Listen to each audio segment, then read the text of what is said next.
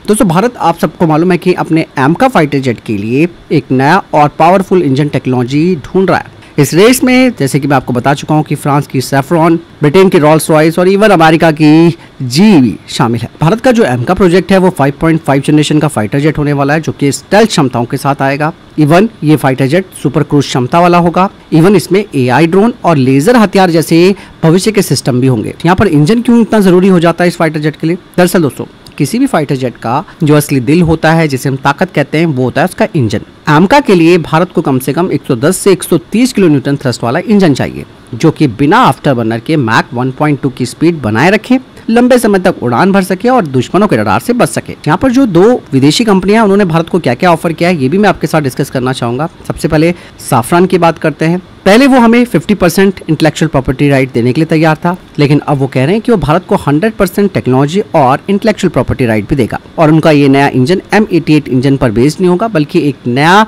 Design वाला engine होगा। इसमें वेरिएबल साइकिल इंजन टेक्नोलॉजी होगी, जिससे कि इंजन उड़ान के दौरान अपनी स्पीड और ईंधन की खपत को खुद से बदल सकता है। वहीं जो दूसरा विदेशी ऑफर है वो है रॉल्स रॉयस यूके का। वो शुरू से ही भारत को पूरी तकनीक और आईपीआर देने के लिए तैयार रहा है, यानी कि इंटेलेक्चुअल प्रॉपर्टी राइट। और इवन उनका ये जो नया इंजन होगा वो भी टेम्पेस्ट प्रोजेक्ट जो कि इस वक्त यूरोपीय कंट्रीज बना रही है उससे अलग होगा। ये ज्यादा ताकतवर होगा, इंफ्रारेड सिग्नेचर कम होगा, इसका आसानी से रिपेयर भी किया जा सकता है।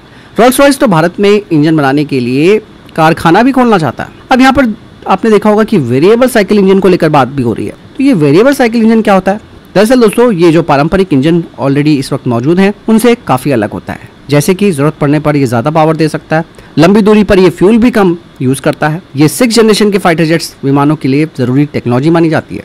अब इस प्रोजेक्ट में कितने पैसे खर्च होंगे और कितना टाइम लगेगा, ये भी काफी इंपॉर्टेंट हो जाता है। करीबन अभी तक जो एस्टिमेट अनुमान लगाया गया है वो लगाया गया है 4.5 से 5 बिलियन डॉलर के बीच, यानी कि 37,000 से 41,000 करोड़ रुपए के बीच। अगर इंजन डील हमारी हो जाती है तो इंजन का जो प्रोडक्शन शुरू होगा वो 2032 से 33 के बीच होगा। हालांकि भारत अपने एमका की पहली उड़ान तो 2030 के आसपास करने की सोच रहा है और 2035 में ये सर्विस में आएगा। अब इससे भारत को दोस्तों कई फायदे मिलेंगे। सबसे पहले तो भारत को पूरी टेक्नोलॉजी और अधिकार यानी कि आईपीआर के साथ साथ टीओटी भी मिलेगी, जिससे कि भारत इस इंजन को बिना किसी रोक टोक बदल सकता है, निर्यात कर सकता है यानी एक्सपोर्ट कर सकता है और दूसरे फाइटर जेट्स पर इस्तेमाल कर सकता है। भारत खुद को इंजन बनाने वाले चुनिंदा देशों में भी शामिल कर लेगा। मतलब साफ है कि भारत अपने नेक्स्ट जनरेशन के फाइटर जेट एमका के लिए एक नया पावरफुल इंजन बनाना चाहता है। फ्रांस की सैफ्रॉन और ब्रिटेन की रॉल्स रॉयस दोनों ही कंपनियां भारत के साथ मिलकर इंजन बनाने के लिए तैयार हैं। अब तो दोनों ने 100% टेक्नोलॉजी ट्रांसफर और आईपीआर अधिकार देने की बात कह दी है। इवन इंजन में वेरिएबल साइकिल टेक्नोलॉजी होगी, जो कि आने वाले वक्त के लिए काफ़ी ज़रूरी मानी जाती है।